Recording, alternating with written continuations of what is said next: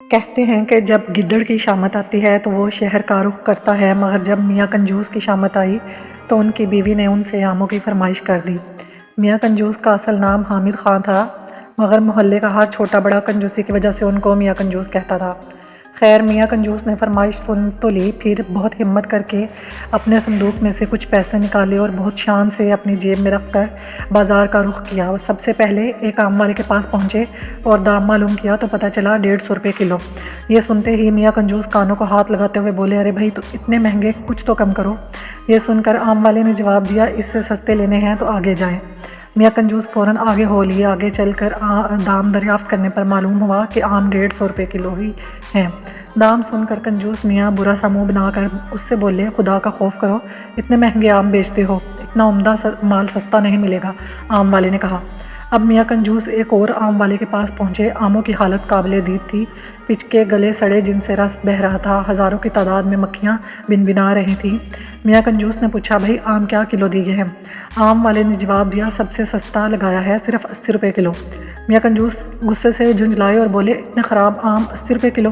آم والے نے کہا، اب بابو جی، اس سے سستا آم کہیں نہیں ملے گا۔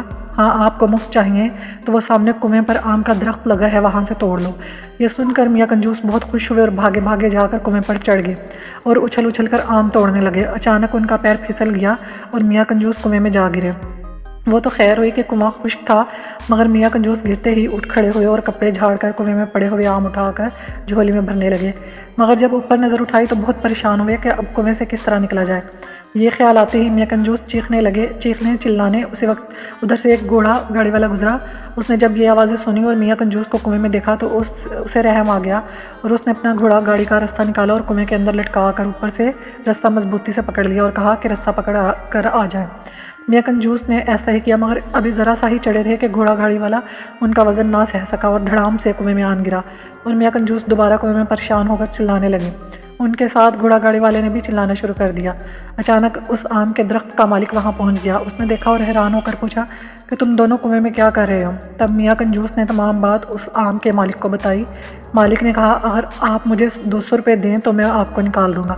یہ سن کر میاں کنجوس نے چاروں نے چار وعدہ کر لیا اور جب دونوں کو مالک نے باہر نکال دیا تو میاں کنجوس نے مجبوراً 200 کے نوٹ مالک کو دیے اور خالی ہاتھ گھر آ گئے۔